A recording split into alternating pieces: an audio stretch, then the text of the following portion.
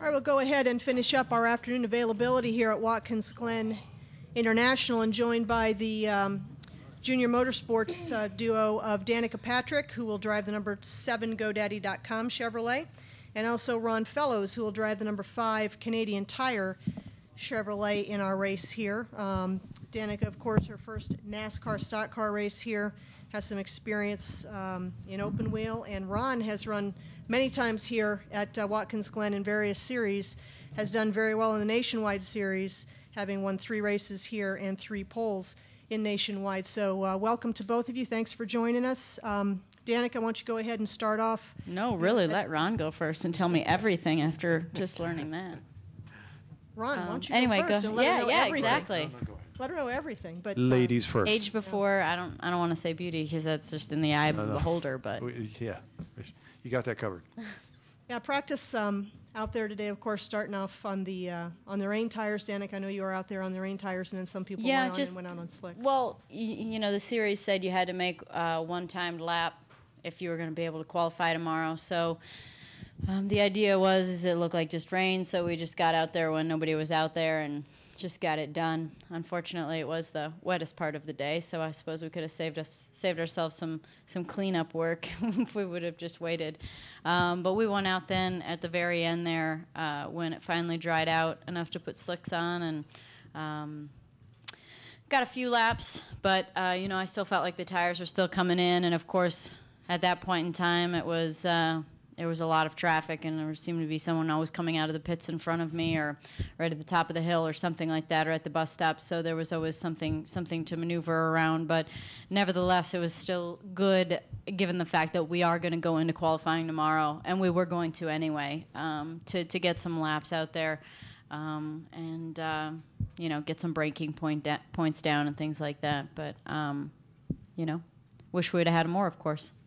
Now, Ron, you're not unfamiliar, of course, running the Nationwide Series in the rain, and actually captured the first points victory for the series at Montreal a few years back in the rain. So talk about how things can change back and forth with that as well as running. But, you know, looks dry tomorrow at this point anyway. Yeah, no, it's going to be, we want it dry as much as we've got some time in the rain racing. It needs to be dry for it to, ultimately it's a better race in the dry. And obviously for the people watching, it's a better day. And I think tomorrow, what, 10% chance? Ish. Yeah, so we should be good. Yeah, no, it was fine. It was the only tricky part was here trying to find some grip, and it wasn't as easy to see as you would normally find in the rain. There were areas where you had grip and areas where you didn't, and I couldn't really tell the difference. Normally you can visually see it. That was a little tricky. Other than the inner loop that was like a skating rink, and the skates were a little dull through there. So other than that, no, we did similar to Danica. We went out late on slicks as late as possible to try to get maximum dry time, and we did I don't know, 4 or 5 laps, I guess, and wanted to make a couple changes and session over. So we've got we're a little tight. And we're going to make some changes for tomorrow's qualifying and see what happens. All right, if you have questions for Danica or Ron, let us know. We've got the wireless mics, and we'd be very happy to bring them to you. And if you'd give us your name and affiliation before you would ask. Got a Mike Mulhern over here, then Bob Pockris, please. Mike Muller, McMullen.net. This is for Ron.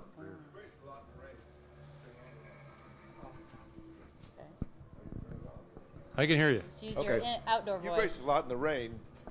Why do stock car drivers not like to race in the rain? I mean, I've seen you race with big rooster tails and all that, and it's probably not fun, but that's what everybody else does. The hell it isn't. It's fun. It's stupid, but it's fun. No, I think it's just it's a different culture. It's more, if you look at the difference in Montreal in 2008, it was hot and sunny. The place was packed. It looked like it was going to rain. When we went back out for the pace laps in the rain, nobody left. They all had rain gear. Well, it's just a different, you know, the culture here is you don't race in the rain, and it's more of a preparation thing. I think that I don't think the drivers would not do it or wouldn't like to do it. It can be a great separator for skill. But I think it's just it's part of the culture. It just doesn't work on an oval, and it's all about making sure that people in the stands are comfortable. You seem to have a rain line. There's a rain line, I guess, instead of a dry line. Well, it's usually offline. Usually online is where sort of all the oils and things like that get laid down the rubber, and it's more slippery there than it is offline. So I've had lots of time in the rain, probably not as much as Ron, but I lived in England and it rained a lot there. So sometimes online is fine, but again, like Ron said, you have to feel it out. You have to go out there and you have to assess what's grip, what has grip, and what doesn't. And I did think the same thing. It was hard to see what was wet and what was puddled and what wasn't, and what looked like it was more dry than others. So. But yeah, I mean, my experience in that one lap or so that I did at the beginning is just that, I remember, I've driven here in an Indy car in the rain probably, and, or definitely in the rain in an Indy car, and they have a lot of grip to start with, so you put rain tires on, and those wings still produce that downforce, so you still have grip, where these cars, they don't have that much grip, and then you go put them out in the rain, and they just have less grip. So it's, there's nothing to hold you onto the track anymore, so it's a handful out there. Go ahead, Bob. Bob Hocker, Sporting News. For Danica, over here to your right. Sorry, I wish that it was easier to see where y'all are coming from. This is the last time any of us will see you before Bristol, and starting with Bristol, you'll have like 4 Cup races in 6 weeks. So I'm curious if you feel ready for that stretch, and what are you looking for out of that stretch? Oh dear, I didn't really even know that statistic. So I mean, I'm looking forward to getting time in the car. I feel like definitely running the Cup car is while it's a big stage for sure, I feel like it's a relatively low pressure situation. And it's about getting time and experience and, ironing out the kinks. And when you go to these places for the first time, it's obviously, the most difficult races of the year were chosen for me to run at. So with that in mind, just get out there, get the experience, and finish. What I am really looking forward to is the fact that every time I've run the Cup car on the nationwide weekends, it's I feel like it helps me in the nationwide car just get more comfortable pushing the car to more limits, and because you're just going quicker in the Cup car, so it's sort of everything feels a little bit slower in the nationwide car. So I am looking forward to that part of it, but it is a lot of sweating. It's a lot of sweating. A lot. Yeah. Water. Need some gels or goops or something. I don't know. For Danica, just how fortunate do you feel to have Ron on your team instead of somebody else's this weekend? No. Ron's been, I'm going to talk like you're not here. But it'll all be nice, I promise. Been nice to me from the start, and I feel like there's, I have a lot of respect for him, and I feel like I get the same, and he's very generous with information when I ask him questions, and it's always nice to have somebody on the team with such a great amount of experience, and that is such a great driver, that, when I feel something out there, I'm not always sure of it. Especially at this point in time, running road courses for the first time in these cars. So when I come back and say what the car's doing, and Ron says, that's exactly how mine feels, I'm like, thank God. I know what I'm feeling. I'm okay. All right, this is a good thing. So, and then other times, which is probably even more important for my experience and me learning, is that when he talks about the car, I can say, yeah, that's what I'm trying to say. That's how my car feels, but he's so much more articulate with it. So I feel like it's a really big benefit for me, and I like it when really experienced drivers get in the car and can feel what I'm out there trying to feel. Is that okay? Is that okay? Okay. Joe Jennings, motorsport.com. Ron, you've been racing in this series for a number of years. How has the level of competition changed or evolved or progressed over those years?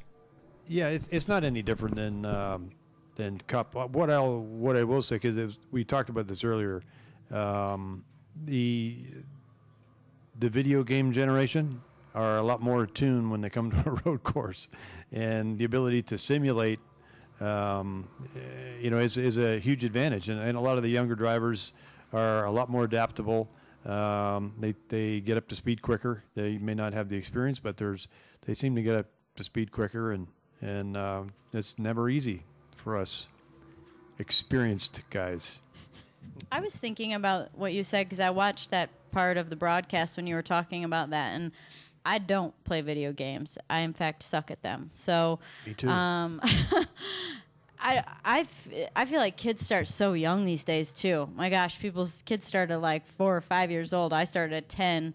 I don't even know how old you were when you started. 15. Yeah. So time goes on. Kids have, are not that far off in experience as far as years go, but you can't drive a car till you're 16, so you spend a lot of it just getting that raw talent when you're young, I think. Well, and like Cole Witt is predominantly an oval track racer, but he's done some karting, and karting is a road course. So, that's Danica's the same. If she hadn't done the IndyCar thing, her career was road racing and primarily downforce cars, but same kind of thing. Karting, I think karting is a much bigger factor these days. Having spent a fair amount of time in Canada with young kids, I started karting at 15, whereas most of the kids that I've been involved with for the last dozen years in Canada, by the time they're 15, they're ready for single-seater racing. And I started thinking about it at 12. Took me 3 years to save the money to get the cart at 15. Yeah. And I've driven at Mossport, the track that you own now. So we'd like to have you come back. Okay. All right, I can do that. You probably. and a whole bunch of these guys in the garage. We should get a race up there. Other questions for Danica or Ron? Thank you. Yeah, hey. Got one here and then Pocky again, please. I like Canada. Yeah, hater. Bob Hocker, Sporting News. Did Danica, even though it's your first time here, having run well on the road course in the Nationwide Series before, do you think that'll help you at all, or is this just a totally different animal? Every weekend is its own weekend, and things can change and be different, and you have different obstacles. The Elkhart weekend was a smooth weekend for us where we got quite a bit of track time. It was a little damp to start, but got lots of track time, qualified in the top 10, and then ran in the top 5 all day with really no hiccups. So, that was a smooth weekend, and they're not all like that. So, it's just, especially now with what we've faced here with getting 4 laps of practice basically in and now go straight into qualifying. I mean, I have been here in an IndyCar, but you're taking a slightly different line in these cars. You're taking definitely a different amount of curb with these cars, and you're definitely moving the braking points much further back. So it's still going to be quite different. I'm still going to be adapting tomorrow in qualifying. So I just think overall it gives us some confidence, of course, but again, it's its own weekend. Matt Kelly with the Corning Crier. So it's safe to say that both of you have a lot of expectations on you here at the track. Ron, because you're such an accomplished road racer, and Danica, because you're Danica Patrick. So how do you manage those expectations while you're here at the track, and do they match up with what people expect of you out on the track? Yes. That's a good question, yeah. I'm happy to be still doing this, so there you go. I don't, the last few years, all I've been doing is just the NASCAR road races, so I do feel a little bit rusty coming into these races, but the lack of track time that we had today, it's a little awkward, whereas, as Danica was saying, that we had a lot of track time at Road America to get comfortable and get up to speed, and it's not just being comfortable in the car, but getting a good feel for the car so that you can communicate to the crew what you need the car to do for you. And we didn't get a whole lot of that, but it's not anything to be too concerned about. I still feel at my advanced age that we're still competitive in these cars, and it's still a lot of fun. And as long as JR Motorsports will have me, we'll keep doing this. It's with a lot of the business stuff that I'm doing with the racetrack ownership and school out west Las Vegas. I really, really, really enjoy getting in the car. My BlackBerry doesn't work in my car. I mean, I guess the part of the question I remember is, what are my expectations? Are my expectations the same as what everyone else's is? And I mean, I suppose I could go into a whole idea of that, but at the end of the day, other people's expectations don't really matter. What matters is the people closest, which are, myself, my team, my crew chief, all those people, and the people working on my behalf, and the people that run other teams as you can, go through your career. That's what matters. And but outside of that, I think it gets distorted by coverage and things like that, and general opinions. And when you get put in front of someone so many times, I feel like are forced. I feel like they end up feeling like they need to make a decision whether they like you or not, because they see it so much and they're pushed to one or the other. And so I think that most important thing is I'm keeping the people closest to me happy, and as well as myself. And those expectation levels change all the time. I mean, I feel like mine are a little lower now because we got 4 laps of practice in. I don't know what to expect, and we didn't get any time to work on the car. So maybe it'll be right, maybe it won't be. Let's hope the Elkhart setup works, because that's what's going on. All right, guys, thanks for your time. Good luck Thanks. tomorrow. Thank you.